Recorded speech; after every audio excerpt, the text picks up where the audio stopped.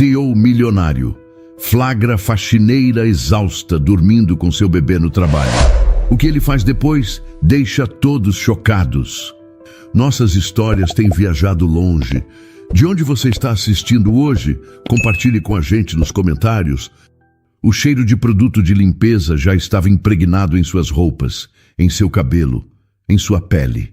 Marina passou o pano úmido pela última vez na vasta mesa de conferências, sentindo uma dor surda na base de suas costas. Cada músculo do seu corpo gritava por descanso. Nos seus braços, amarrado em um sling improvisado que ela mesma fez com um lençol antigo, o pequeno Lucas dormia um sono profundo e sereno, seu peito subindo e descendo em um ritmo suave. Ele era o seu mundo, o seu motivo, o peso mais precioso que ela carregaria pelo resto da vida. E era por ele que ela estava ali, às 2 da madrugada, limpando os escritórios luxuosos da Veridian Corp. Este emprego era um castigo e uma bênção, precário, mal pago, exaustivo. Mas era o único que a aceitou com um bebê. O único que lhe permitia ficar com Lucas, vigiando sua respiração a cada segundo. As lembranças das entrevistas de emprego, dos olhares de reprovação ao verem que ela era mãe de uma criança de colo, ainda a machucavam. Ali, na solidão da noite, ninguém a julgava.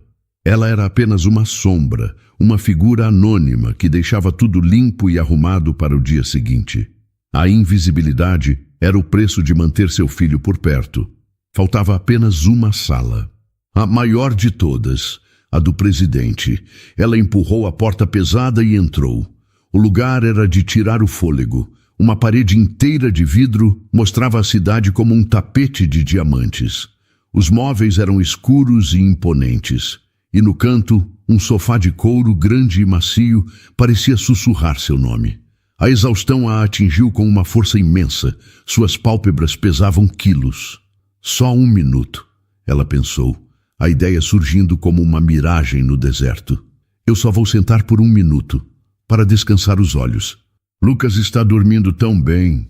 Ela caminhou até o sofá, sentindo-se culpada e ao mesmo tempo desesperada por um alívio. Afundou no couro macio e o conforto foi quase doloroso. Ajeitou o pequeno corpo de Lucas em seu colo, garantindo que ele continuasse confortável, e encostou a cabeça para trás. O silêncio da sala, o calor do seu bebê e o cansaço acumulado de meses de noites mal dormidas foram uma combinação impossível de resistir. Em segundos, sem que ela percebesse, Marina adormeceu. Não muito tempo depois, o som suave de sapatos caros no mármore polido cortou o silêncio do andar. Arthur Montenegro caminhava em direção à sua sala. Ele se sentia energizado pela noite de trabalho que ainda tinha pela frente. Mas ao abrir a porta de seu escritório, ele parou. Seus olhos, acostumados a procurar por detalhes e imperfeições, focaram imediatamente na figura encolhida em seu sofá. Uma mulher, uma faxineira, a julgar pelo uniforme, dormindo. A irritação foi sua primeira reação, fria e imediata, uma audácia inaceitável. Ele se aproximou, o maxilar travado, pronto para acordá-la com a severidade que todos na Veridian conheciam e temiam. Mas então ele viu. Aninhado no peito dela, quase escondido, estava um bebê. Um pequeno ser humano dormindo em paz, protegido pelos braços da mãe. Arthur congelou. A cena o atingiu de uma forma que o deixou completamente sem reação. A raiva se desfez, dando lugar a uma emoção desconhecida, uma pontada em seu peito que o pegou de surpresa. Ele olhou para o rosto da mulher. A exaustão estava gravada em cada traço. Era a imagem pura da vulnerabilidade e do sacrifício. Naquele ambiente estéril de poder, era a coisa mais humana que ele via em anos. Com um cuidado que não era de seu feitio, ele tocou o ombro dela levemente. "Senhora?" chamou em voz baixa. O despertar de Marina foi um choque. Seus olhos se abriram em pânico e seu corpo ficou rígido. A primeira coisa que fez foi segurar Lucas com mais força, como se para protegê-lo do perigo iminente. Ela viu o homem alto, o chefe, e o desespero tomou conta dela. Me desculpe, Senhor, me desculpe! Ela gaguejou, tentando se levantar apressadamente. Eu não queria dormir, eu juro. Foi só por um instante. Por favor, eu preciso deste emprego. Por favor, não me demita. A voz dela era um fio trêmulo, carregado de um medo real. Arthur viu o pavor nos olhos dela e se sentiu péssimo por tê-la assustado. Ele ergueu as mãos em um gesto de calma. Está tudo bem, disse ele, sua voz surpreendentemente gentil. Eu não vou fazer nada. Por favor, não se preocupe. Marina parou, olhando para ele com uma confusão imensa. Ela esperava gritos, uma demissão sumária. Mas o homem à sua frente, o temido Arthur Montenegro, parecia genuinamente preocupado. Descanse um pouco, ele insistiu. Ele tirou seu casaco caro e o estendeu na direção dela. Está frio aqui. Use isso para se cobrir. Ela olhou do casaco de cachemira para o rosto dele, completamente perdida. Sua mente não conseguia entender a gentileza. O homem que tinha o poder de destruir sua única fonte de sustento estava, em vez disso, oferecendo conforto. Aquele gesto simples era tão inesperado, tão contrário a tudo que ela conhecia daquele mundo, que a deixou sem palavras, com o coração batendo forte por um motivo que não era mais o medo, mas uma profunda e chocante incredulidade. Marina olhava para o casaco estendido em sua direção como se fosse um objeto de outro planeta. Era escuro, feito de um tecido que parecia macio e quente, e ela podia sentir o leve perfume masculino que vinha dele. Um aroma caro e discreto que não pertencia ao seu mundo de cheiro de desinfetante e talco de bebê. Sua mente, ainda confusa pelo sono e pelo choque, lutava para entender. Aquele homem, o dono de tudo, estava lhe oferecendo seu próprio casaco. A gentileza era tão inesperada que parecia uma armadilha. Não precisa, senhor. Eu estou bem, ela respondeu, a voz pouco mais que um sussurro. Ela tentou se encolher, tentando parecer menor, menos visível. Eu já estou de pé. Vou voltar ao trabalho agora mesmo. O instinto de sobrevivência lhe dizia para recusar, para não aceitar nada, para voltar a ser a faxineira invisível o mais rápido possível. Aceitar o casaco parecia cruzar uma linha que ela não deveria nem chegar perto. Arthur não moveu o braço. Sua expressão permaneceu séria, mas não havia raiva em seus olhos. Havia outra coisa, algo que Marina não conseguia identificar. Por favor, aceite, eu insisto, ele disse, e sua voz, embora baixa, tinha um tom de comando inquestionável. Você e seu filho precisam se aquecer, não vou aceitar um não como resposta. O coração de Marina batia descontroladamente. Recusar novamente parecia impossível, uma desobediência que poderia custar seu emprego. Com as mãos trêmulas, ela estendeu o braço e pegou o casaco. O peso era surpreendente e a cachemira era mais macia do que qualquer coisa que ela já havia tocado. Cuidadosamente, ela o colocou sobre seus ombros e sobre o corpinho adormecido de Lucas, criando um casulo quente e protetor. O alívio do calor foi imediato e ela sentiu um arrepio involuntário. Enquanto ela se ajeitava, Arthur a observava. Cada movimento dela, cada hesitação, o atingia de uma forma estranha. Ele era um homem de lógica, de números, de resultados. Emoções eram fraquezas no mundo dos negócios, distrações a serem controladas. Mas o que sentia agora não era controlável. Ele via a dignidade naquela mulher, mesmo na situação mais humilhante. Via a força em sua exaustão. Ele não estava mais vendo uma funcionária que quebrou uma regra. Estava vendo uma mãe protegendo seu filho. E por uma razão que ele não compreendia, sentiu uma necessidade imensa de protegê-los também. Para quebrar a intensidade do momento, ele se afastou.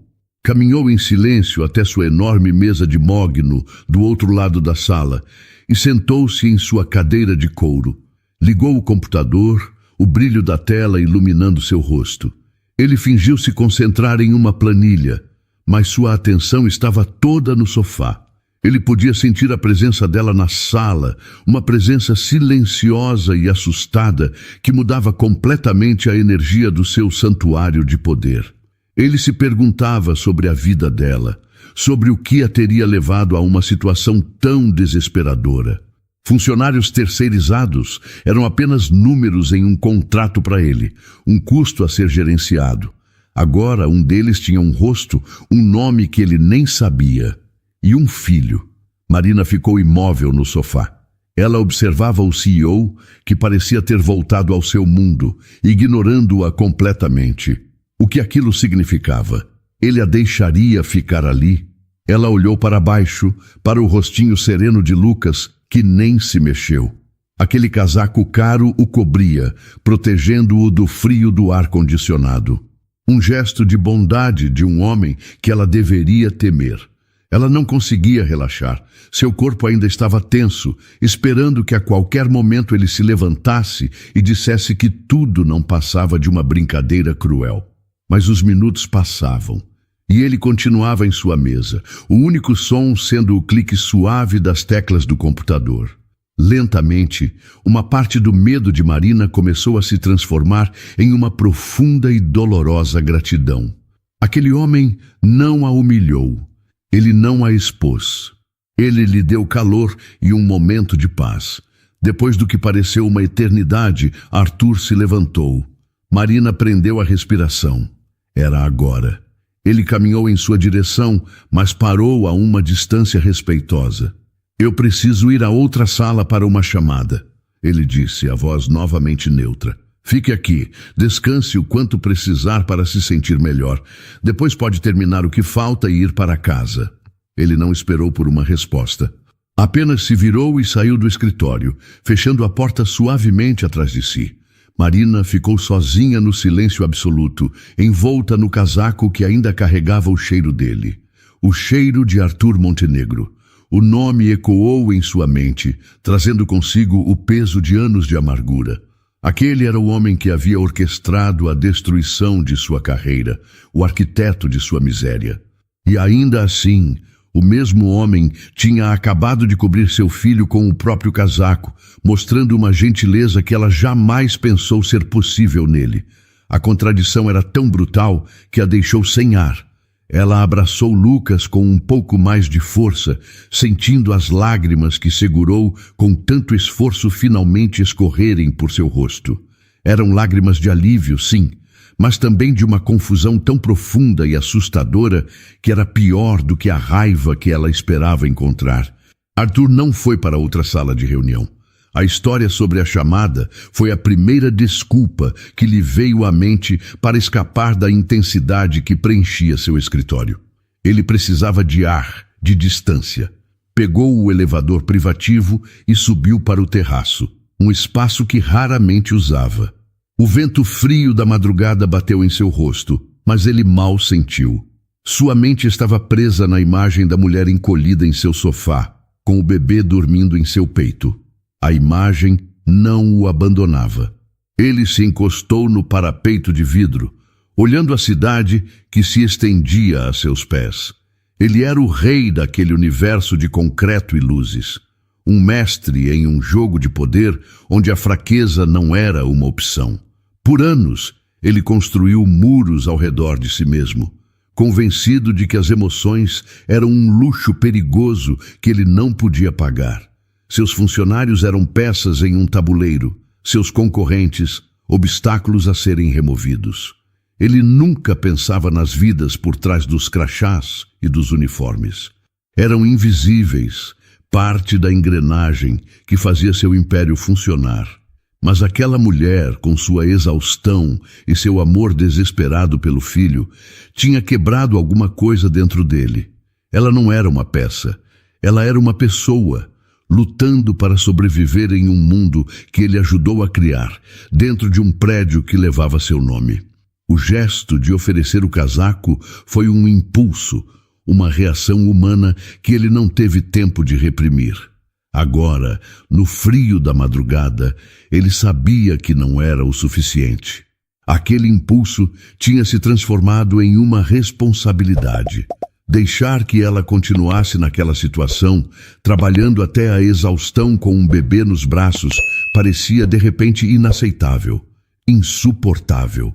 Ele não sabia o nome dela, não sabia nada sobre ela, mas tomou uma decisão. Ele iria ajudá-la, de verdade. No andar de baixo, Marina permaneceu sentada por longos minutos depois que a porta se fechou. O silêncio era total, mas sua mente estava em um caos barulhento. Finalmente, com um suspiro trêmulo, ela se levantou. Com um cuidado reverente, dobrou o casaco pesado de cachemira e o colocou sobre a almofada do sofá, bem no lugar onde esteve sentada. Parecia errado levá-lo, como levar um pedaço de um mundo ao qual ela nunca pertenceria. Com movimentos rápidos e eficientes, ela terminou de limpar o escritório. Cada gesto era automático, seu corpo funcionando no piloto automático, enquanto sua cabeça tentava processar a estranheza daquela noite. A raiva que sentia por Arthur Montenegro, uma brasa que ela manteve acesa por anos, agora estava confusa, misturada com uma gratidão que a deixava doente. Quando os primeiros raios de sol apareceram, ela deixou o prédio da Veridian Corp, segurando Lucas com um pouco mais de força. O caminho para casa em 2 ônibus lotados pareceu mais longo do que o normal, e ela chegou em seu pequeno apartamento sentindo um cansaço que ia muito além do físico. A manhã passou rápido. Mal dormiu, sua mente ainda revivendo o encontro. Por volta do meio-dia, seu celular tocou, o som estridente a fazendo pular. Era um número desconhecido, de um telefone fixo. Hesitante, ela atendeu. Alô? Senhora Marina Reis? Perguntou uma voz feminina, profissional e fria. O coração de Marina gelou. Sim, sou eu. Meu nome é Cláudia. Sou assistente do Sr. Arthur Montenegro. Estou ligando a pedido dele. O Sr. Montenegro solicita sua presença em seu escritório hoje, às 14h. Então, era isso. A gentileza da noite anterior foi apenas um adiamento. Agora viria a punição, a humilhação de ser demitida pessoalmente pelo dono da empresa. Aconteceu alguma coisa? Houve algum problema com o meu trabalho? Ela perguntou, a voz saindo fraca e trêmula.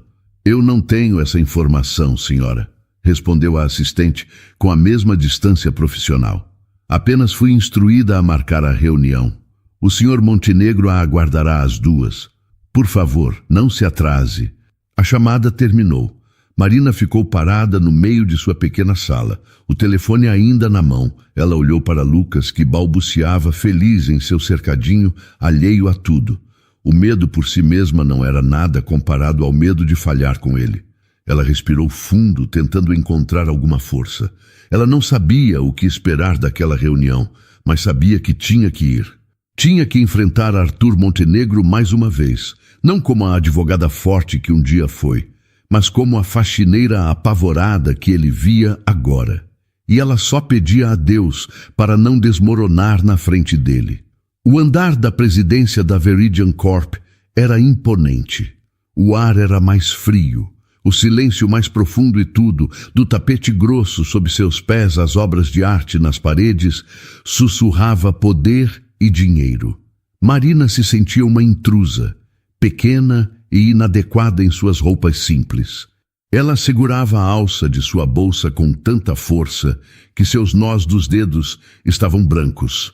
A assistente, Cláudia, a guiou pelo corredor com uma eficiência gelada, sem lhe dirigir uma única palavra que não fosse estritamente necessária.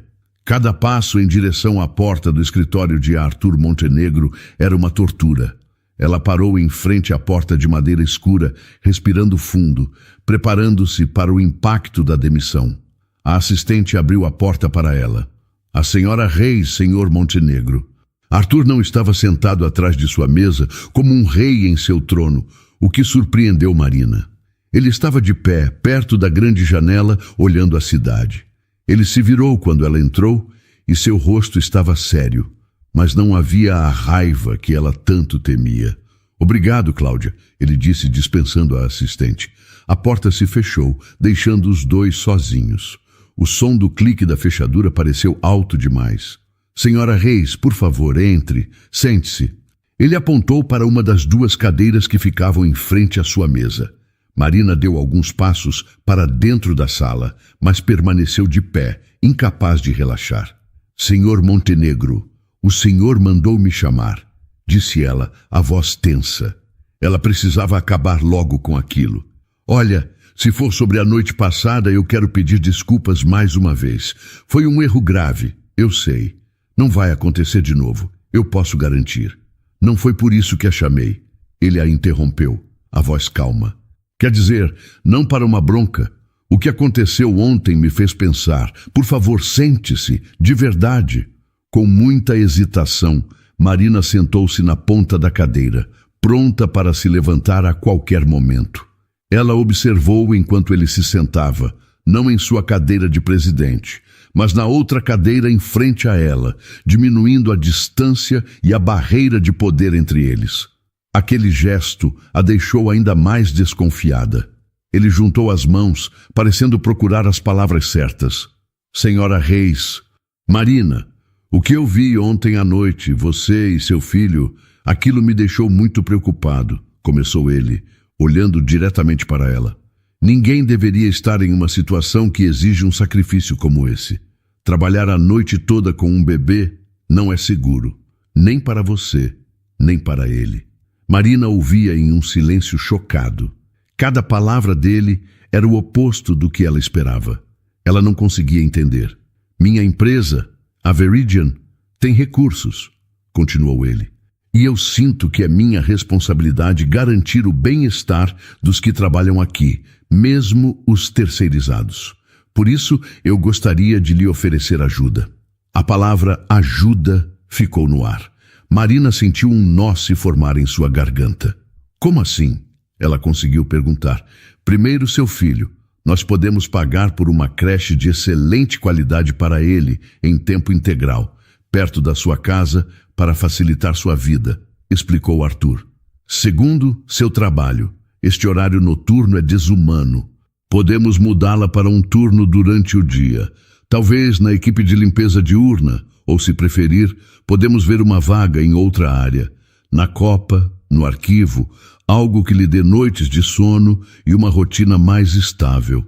A mente de Marina girava. Creche, emprego diurno. Aquilo era mais do que ela poderia sonhar. E era exatamente por isso que ela não conseguia acreditar. Era bom demais para ser verdade. Ninguém oferecia tanto por nada. Especialmente ele, Arthur Montenegro, o homem que não tinha piedade. O medo dela começou a se transformar em uma desconfiança profunda. Qual era o preço daquilo tudo? O que ele queria em troca? Ele deve ter visto a dúvida em seu rosto. Sua expressão suavizou um pouco, mostrando um traço de frustração. Ele queria que ela entendesse que sua oferta era genuína. Ele se inclinou um pouco para a frente, tentando criar uma conexão. Eu não estou pedindo nada em troca, se é o que está pensando. Ele disse como se lesse sua mente. Apenas me ajude a entender. Você me parece uma mulher inteligente. Sua forma de falar é clara. É evidente que você tem capacidade para mais. Eu só queria saber o que a trouxe a esta situação tão difícil. O que você fazia antes deste emprego?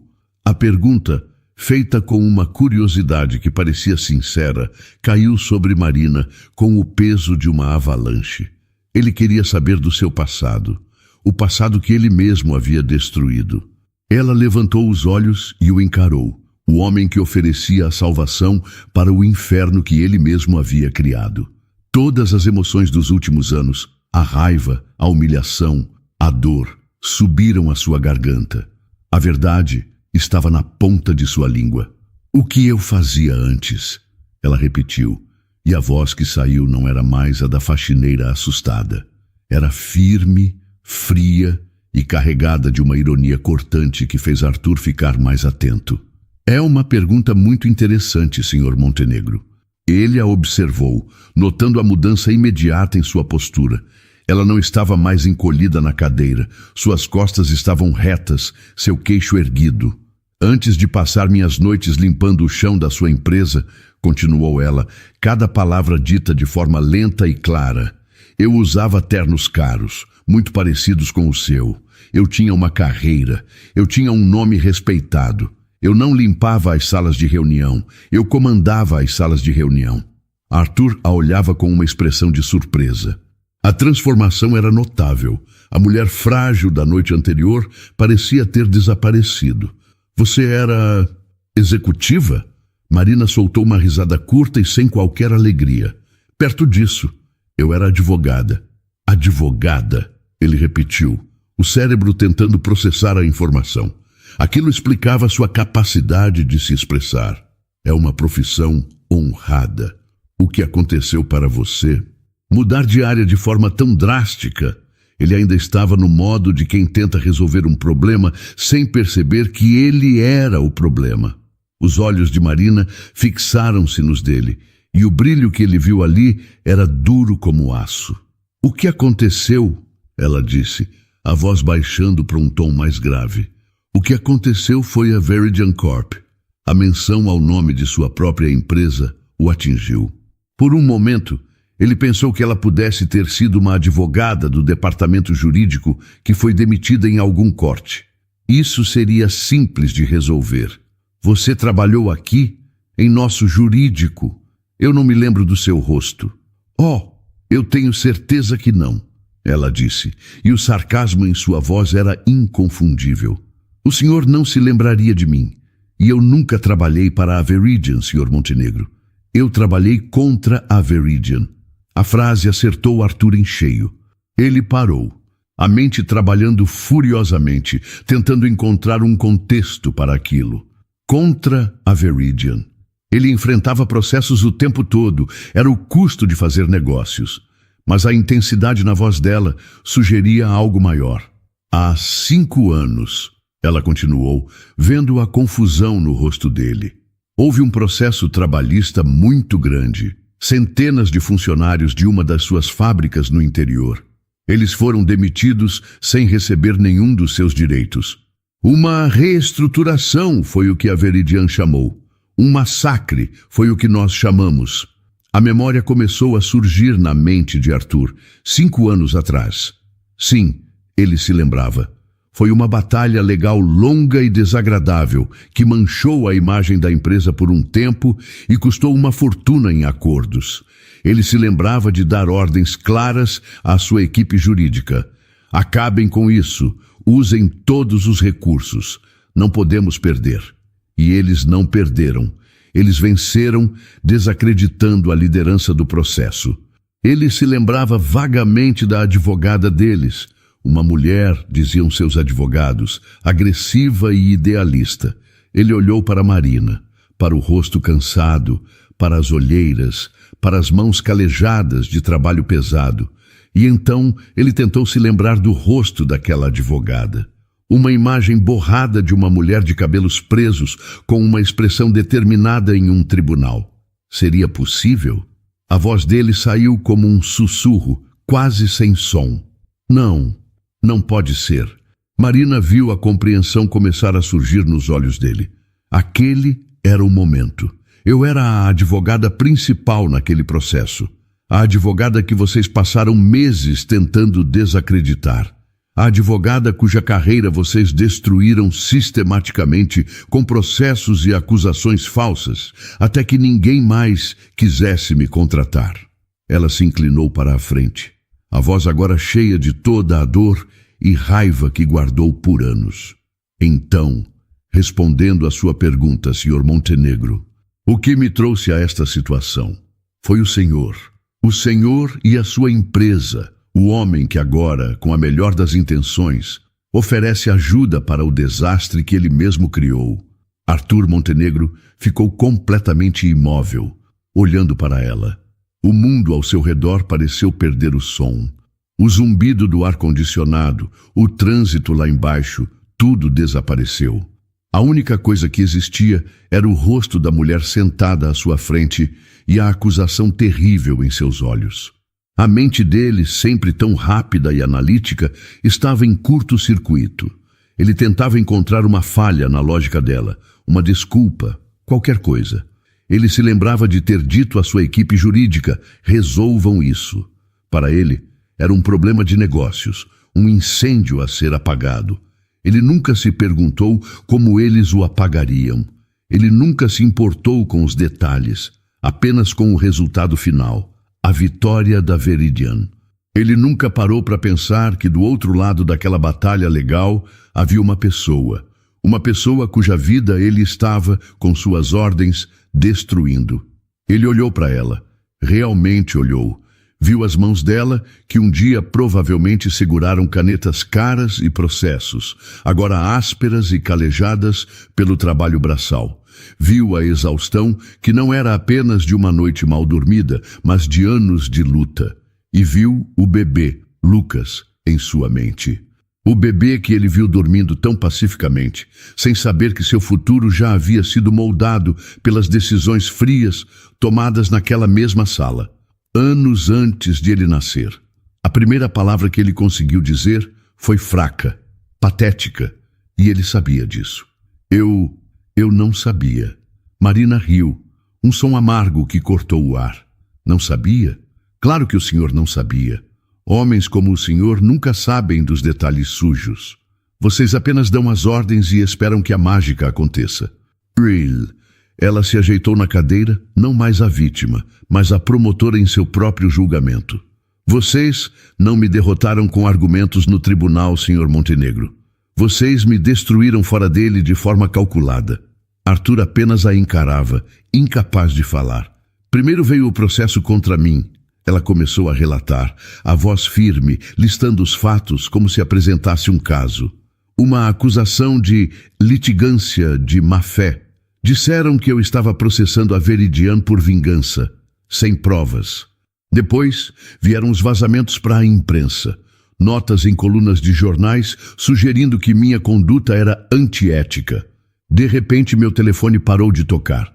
Clientes antigos que me adoravam cancelaram contratos. Ninguém mais queria contratar a advogada que ousou desafiar a Veridian Corp e foi publicamente manchada. Ela fez uma pausa, respirando fundo, a dor da memória visível em seu rosto.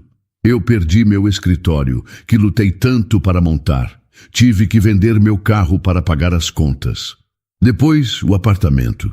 Eu perdi tudo. Cada pedaço da vida que eu construí com meu próprio esforço foi arrancado de mim. E por quê? Para que a Veridian economizasse algum dinheiro e para que o senhor pudesse dormir tranquilamente, sem ser incomodado pelas vidas que esmagou no caminho. A voz dela finalmente falhou na última frase, a emoção crua vindo à tona. Cada palavra era um golpe direto em Arthur. A oferta de ajuda que ele fez minutos antes agora soava como um insulto, uma piada de mau gosto. Creche, um emprego melhor. Era como oferecer um copo de água a alguém que ele mesmo havia empurrado para o deserto para morrer. Uma onda de náusea subiu por sua garganta. O ar em seu escritório luxuoso de repente pareceu rarefeito, pesado demais para respirar. Ele se levantou, as pernas um pouco instáveis, e caminhou até a janela virando as costas para ela. Ele não conseguia encará-la. O reflexo no vidro mostrou um homem que ele mal reconhecia. Não o CEO poderoso, mas um covarde. Um homem confrontado com a consequência humana de sua ambição. A imagem de Marina dormindo no sofá com o bebê voltou à sua mente, mas agora estava sobreposta por essa nova verdade. Não era uma cena de simples dificuldade, era o resultado final de suas próprias ações. Ele era o autor daquele sofrimento. Marina, do outro lado da sala, observava as costas largas dele. Dizer tudo aquilo em voz alta a deixou emocionalmente esgotada. Ela esperava sentir uma satisfação, uma sensação de vingança, mas não sentiu nada disso. Apenas um vazio imenso. Vê-lo ali, quebrado e em silêncio, não consertava nada. Não lhe devolvia a carreira, a dignidade, os anos perdidos. O silêncio se estendeu, preenchido apenas pelo peso insuportável da verdade que agora estava entre eles. Marina, sentindo-se completamente esvaziada, fez um movimento para se levantar. Para ela, a conversa tinha chegado a um final terrível. Ela tinha dito a verdade. Ele tinha ouvido. Não havia mais nada a ser feito. Aquele mundo não era o dela, e a gentileza dele era veneno. Eu já tomei muito do seu tempo, Sr. Montenegro, disse ela, a voz baixa e cansada. Eu preciso ir. Espere. Ela parou, a mão na alça de sua bolsa. Arthur se virou lentamente, saindo da sombra da janela. O homem que a encarava agora não era o mesmo de minutos atrás. O choque em seu rosto havia sido substituído por uma determinação feroz, quase assustadora. Era o rosto do CEO que construiu um império, mas o foco de sua energia tinha mudado de direção. O problema a ser resolvido, ela percebeu, era ele mesmo. Não vá ainda.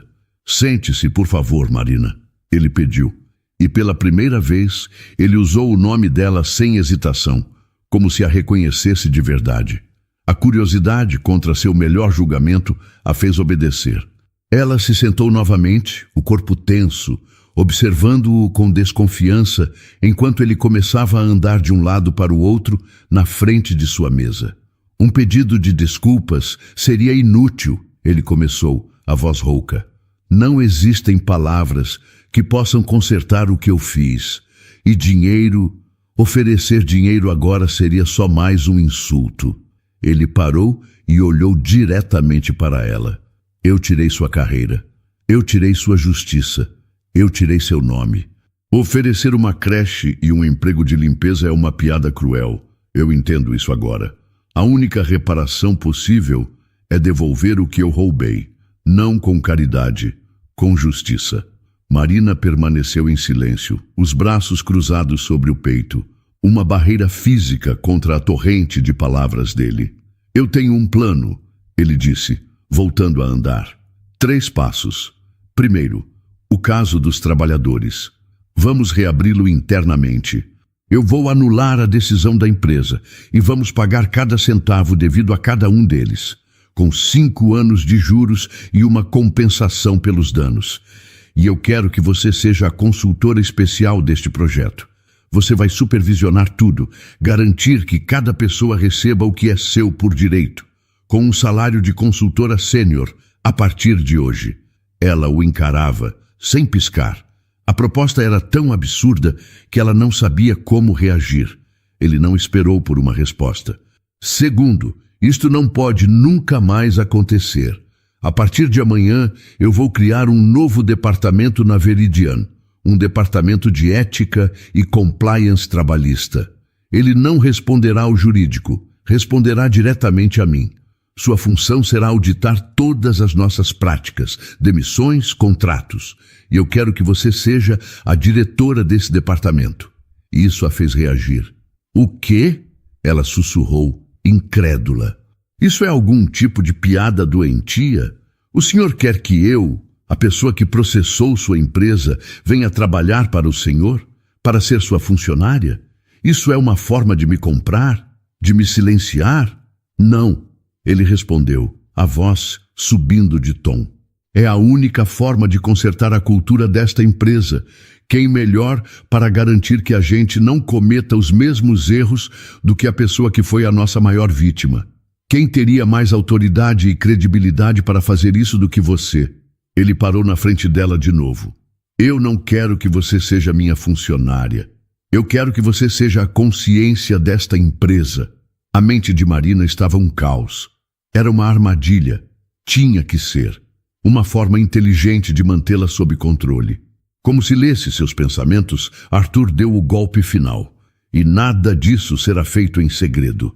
Terceiro e último passo, eu farei um anúncio público para a imprensa.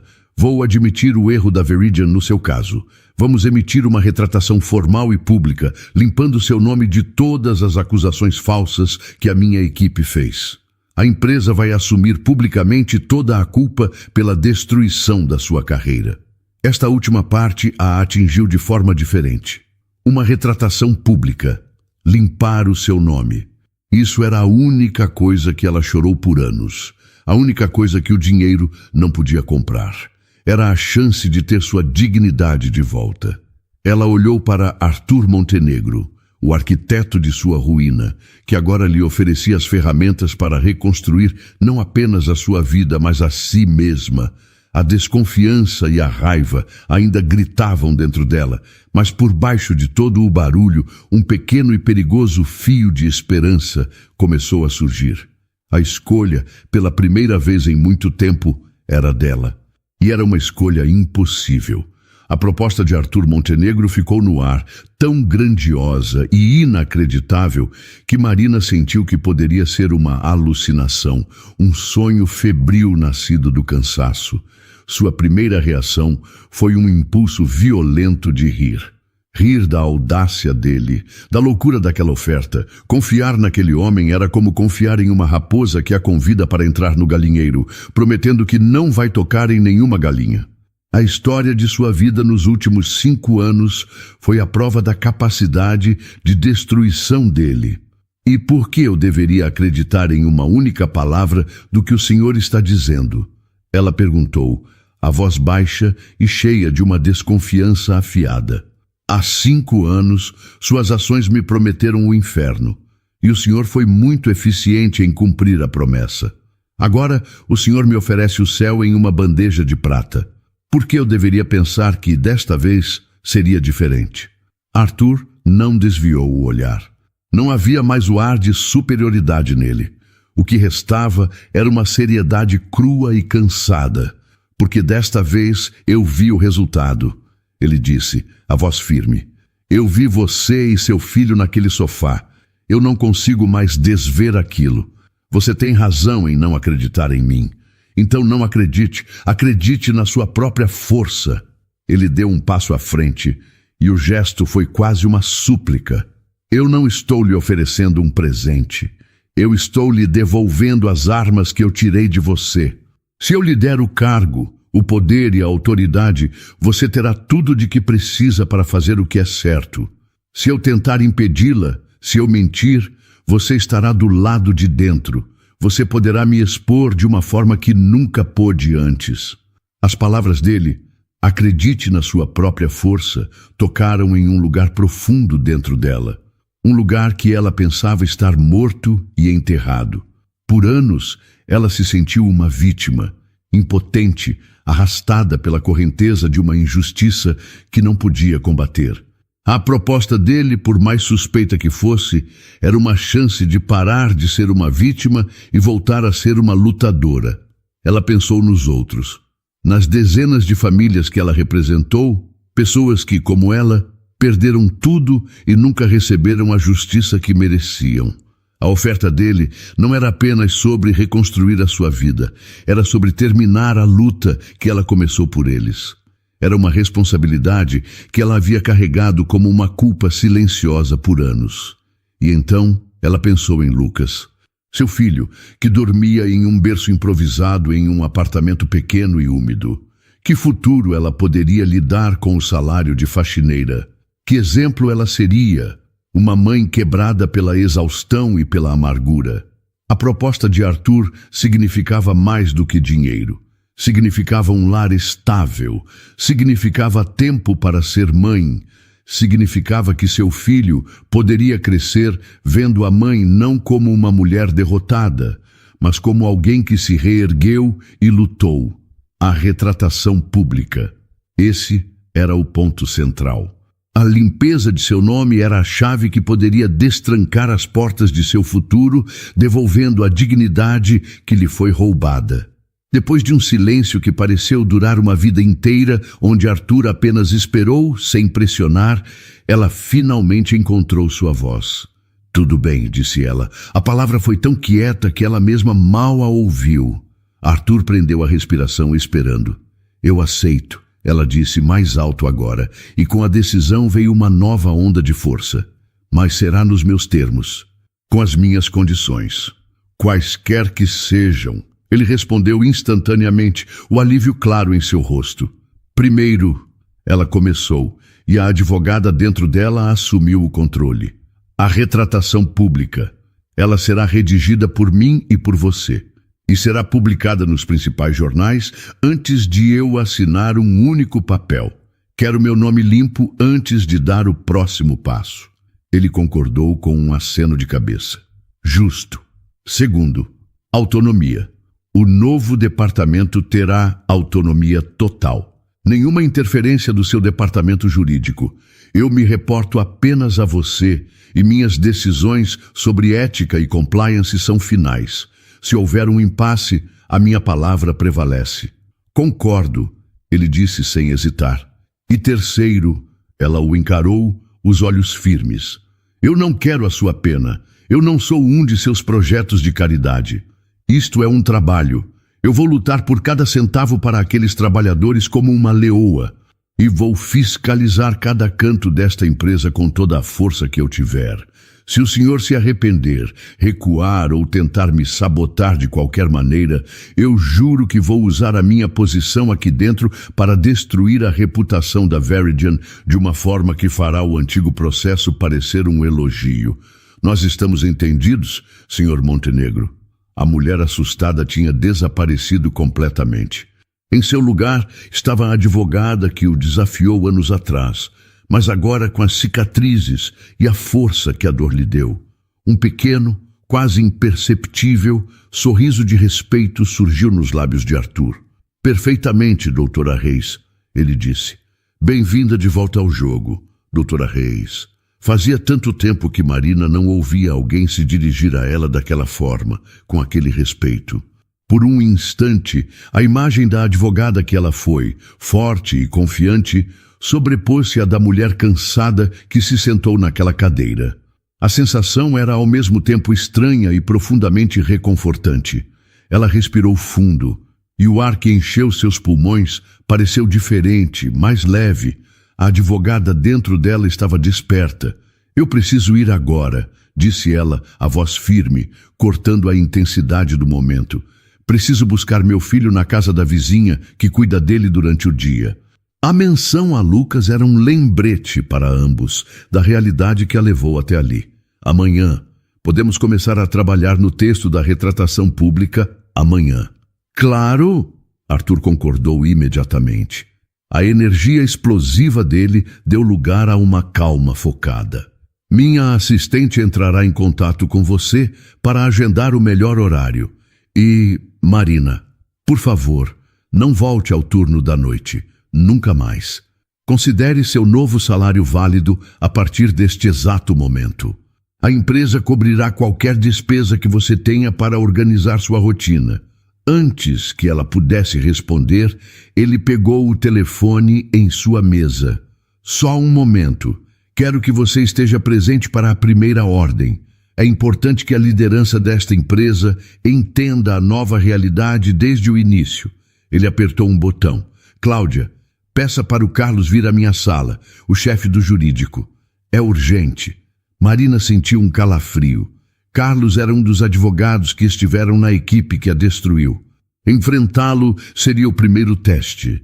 Ela permaneceu sentada, a postura ereta, o coração batendo forte. Mas desta vez não era apenas por medo, era também por antecipação. Poucos minutos depois, a porta se abriu e Carlos entrou. Era um homem de 50 e poucos anos, com uma expressão permanentemente preocupada. Seus olhos passaram por Marina com indiferença, descartando-a como parte do cenário, antes de se fixarem em Arthur. Senhor Montenegro, mandou me chamar? Sim, Carlos. Sente-se, disse Arthur, apontando para a cadeira ao lado de Marina. Quero que conheça uma pessoa. Esta é a doutora Marina Reis. Carlos olhou para Marina novamente, desta vez com uma leve curiosidade. O nome pareceu soar familiar, mas ele não conseguiu localizá-lo no rosto da mulher em roupas simples. A partir de hoje, continuou Arthur, a voz calma e cheia de autoridade. A doutora Reis é a nova diretora do nosso recém-criado Departamento de Ética e Compliance Trabalhista. Ela também atuará como consultora especial na reavaliação completa do processo dos trabalhadores da fábrica de Limeira de 5 anos atrás. A expressão de Carlos mudou drasticamente. O queixo caiu e a cor sumiu de seu rosto. Ele olhou de Arthur para Marina, a compreensão e o choque estampados em seus olhos. Ele se lembrava do nome agora. Ele se lembrava muito bem. Senhor Montenegro, com todo o respeito, começou ele gaguejando. Um novo departamento, a doutora Reis. O caso de Limeira foi encerrado. Ele foi reaberto por mim, cortou Arthur. Prepare toda a documentação necessária para o novo departamento e para o contrato da doutora Reis.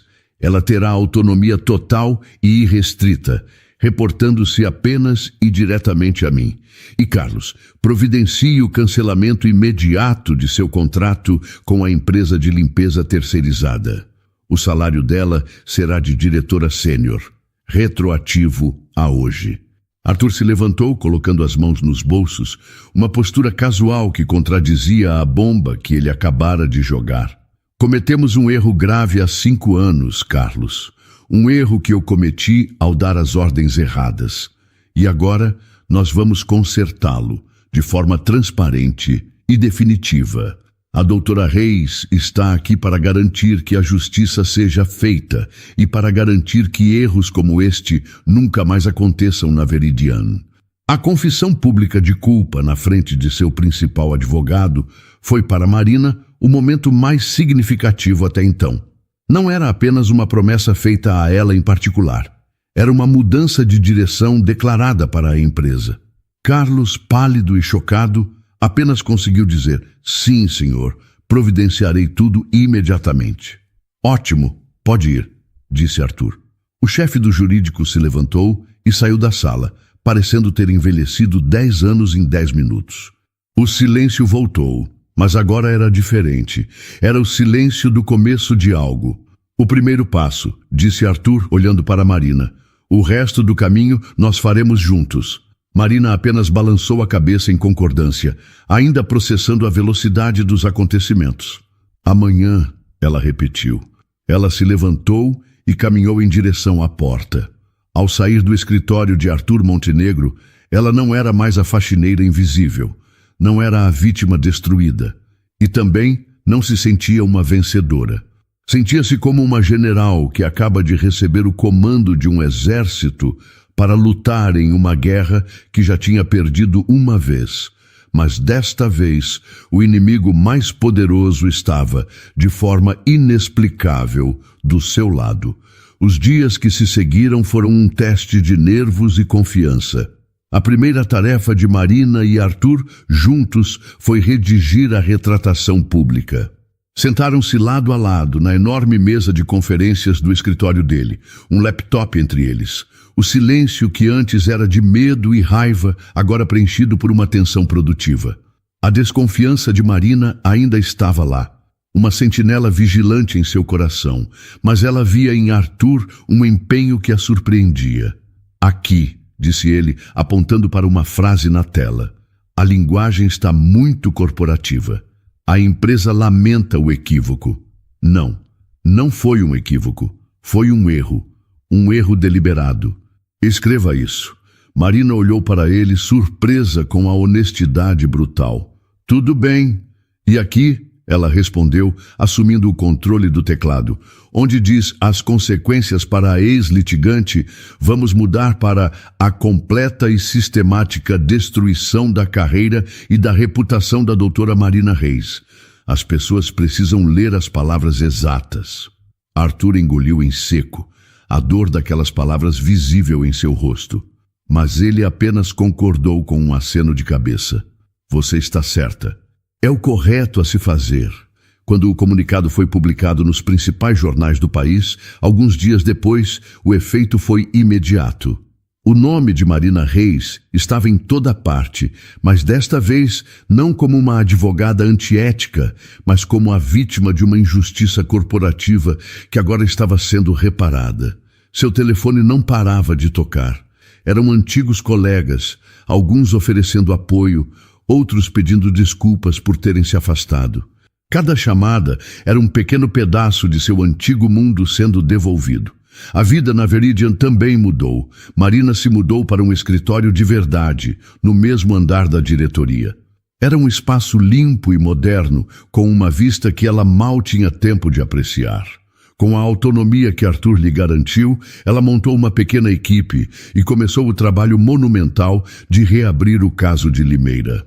Passou semanas em frente a planilhas, localizando os antigos trabalhadores, calculando o que lhes era devido. Era um trabalho exaustivo, mas cada nome que ela riscava da lista era uma vitória, uma pequena peça de justiça sendo colocada no lugar. Arthur também mudou. Seus diretores o viam com mais frequência fora de sua sala. Ele participava das reuniões do novo departamento de Marina, não para mandar, mas para ouvir. A busca incessante por lucro ainda existia, mas agora havia um contrapeso. Ele encontrou um novo propósito, não apenas em liderar uma empresa de sucesso, mas em liderar uma empresa justa. A transformação era sutil para alguns, mas para quem observava de perto, era profunda. Para Marina, a maior mudança acontecia em casa. Ela se mudou para um apartamento claro e arejado em um bairro seguro. Lucas começou a frequentar a melhor creche da região, um lugar onde ele ria e brincava com outras crianças. Pela primeira vez na vida dele, sua mãe estava em casa todas as noites para lhe dar banho, ler uma história e colocá-lo para dormir. A exaustão que definira a vida de Marina por tanto tempo deu lugar a uma energia focada, a força de uma mulher que estava, finalmente, reconstruindo sua vida em seus próprios termos. 6 meses depois, numa noite de terça-feira, a porta do escritório de Arthur se abriu suavemente. Ele ergueu os olhos de um relatório e viu Marina. Ela não usava o uniforme cinza, mas um terninho elegante e escuro. Em suas mãos não havia um saco de lixo, mas uma pasta. Ela era a imagem completa da advogada poderosa que sempre esteve por baixo da superfície. "Desculpe pela hora", disse ela, "mas eu queria entregar pessoalmente. É o relatório final do caso de Limeira. O último pagamento foi confirmado hoje à tarde. Acabou, Arthur. Nós fizemos justiça." Ele pegou a pasta, um sentimento de gratidão imensa o preenchendo. "Não, Marina", ele disse a voz baixa e sincera. "Você fez justiça. Eu só tive a sorte de sair do seu caminho." Seu olhar se moveu para a porta e seu coração se aqueceu. De pé, segurando a mão da mãe, estava Lucas. Ele não era mais um bebê, mas uma criança pequena, olhando para o grande escritório com olhos curiosos e brilhantes. Marina o tinha buscado na creche e o trouxera consigo. A imagem daquela criança saudável e feliz, parada no mesmo lugar onde ele um dia encontrou uma mãe e um filho dormindo em desespero, fechou o ciclo de uma forma que nenhuma palavra poderia. Arthur abriu um sorriso, o primeiro sorriso genuíno e sem peso que ele dava em muito tempo. Ele olhou de Lucas para Marina, a mulher que ele destruiu e que de alguma forma o salvou de si mesmo. O passado não estava esquecido, mas suas feridas estavam finalmente começando a cicatrizar. "Ele parece muito feliz", disse Arthur. Marina olhou para o filho e todo o amor do mundo estava em seus olhos. "Nós estamos", ela respondeu, a voz cheia de paz. "Nós finalmente encontramos o nosso caminho." 3 anos depois, o sol da tarde entrava pelas imensas janelas do novo centro de convivência da Veridian Corp, iluminando um ambiente que em nada lembrava a antiga sede fria e impessoal. O espaço era vibrante, cheio de plantas, e o som predominante era de risadas de crianças. Era a festa de aniversário de 3 anos da creche Recomeçar, uma iniciativa que se tornou o coração da nova cultura da empresa, um símbolo da transformação que Marina e Arthur lideraram juntos. Marina observava a cena com um sorriso sereno. Ela usava um vestido simples e elegante e seu rosto não carregava mais o peso do cansaço, mas a luz da realização. Ao seu lado, Arthur Montenegro com os cabelos agora exibindo alguns fios prateados, conversava animadamente com um grupo de funcionários. As linhas em seu rosto não eram mais de estresse e comando, mas de um contentamento que ele jamais conhecera em seus anos de conquistas implacáveis. Ele a viu observando e se aproximou, entregando-lhe um copo de suco. Quem diria que chegaríamos até aqui? Ela comentou em voz baixa, olhando para as crianças correndo no parquinho. Eu não. Ele admitiu com uma sinceridade que se tornara comum entre eles. Houve muitas vezes no começo em que achei que você desistiria de tudo, que veria que era uma causa perdida e simplesmente iria embora. Marina riu, um som genuíno e leve. A vontade não faltou, mas você cumpriu sua palavra, cada uma delas.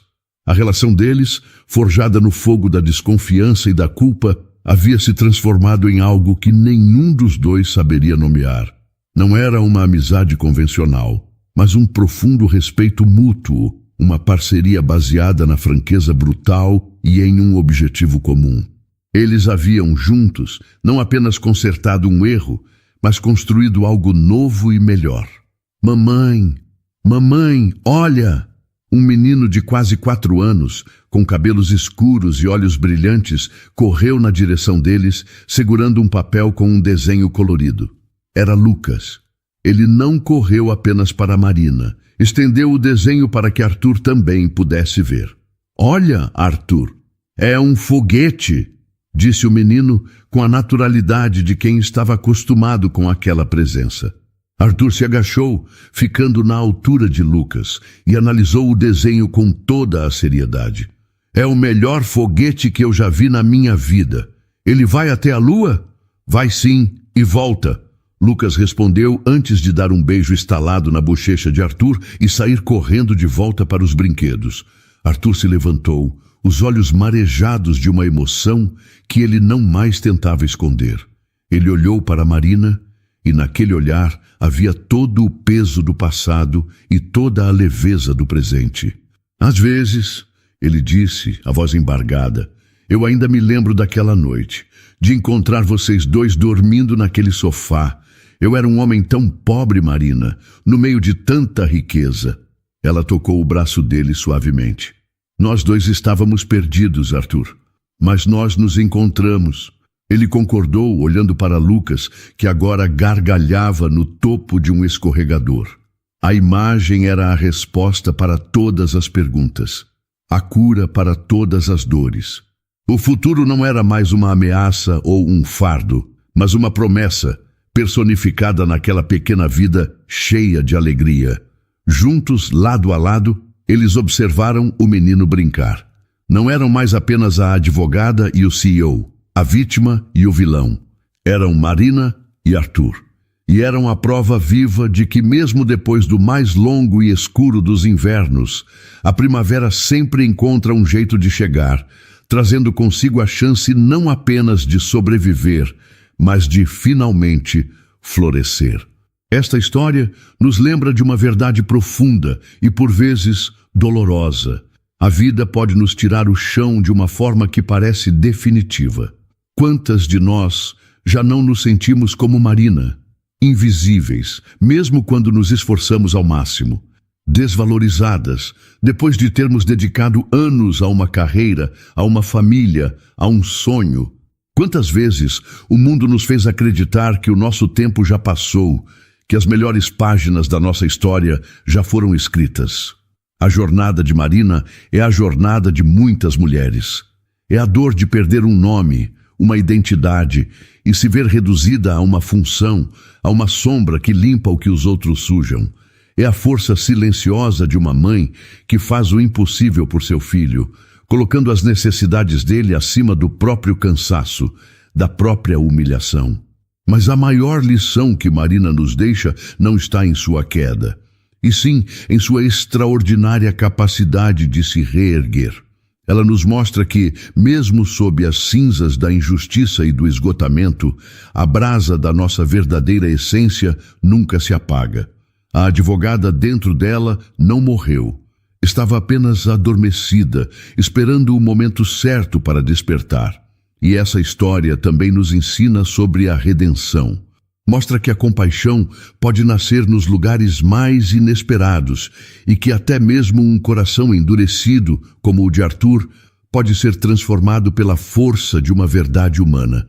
Ele nos lembra que nunca é tarde demais para olhar para trás, reconhecer os próprios erros e, em vez de apenas pedir desculpas, ter a coragem de tentar consertá-los. Para toda mulher que já se sentiu derrotada pelas circunstâncias, que olhou no espelho e não reconheceu mais a sonhadora que um dia foi, esta história é um abraço, é um sussurro que diz: não acabou. A sua força interior é real, a sua dignidade é inegociável. E a oportunidade de reescrever o seu próprio final pode surgir quando você menos espera. Não é sobre ter a vida que você planejou, mas sobre ter a coragem de lutar pela vida que você merece, com a sabedoria e a resiliência que só os anos podem nos dar. A verdadeira justiça, afinal, não é apenas punir o erro, mas restaurar a esperança. E a esperança, como o amor de uma mãe por seu filho, é a força mais poderosa e transformadora do universo. E então, o que achou da história? Deixe sua opinião nos comentários. Adoramos saber o que você pensa. Não se esqueça de deixar seu curtir no vídeo para nos apoiar e de se inscrever no canal. Até a próxima!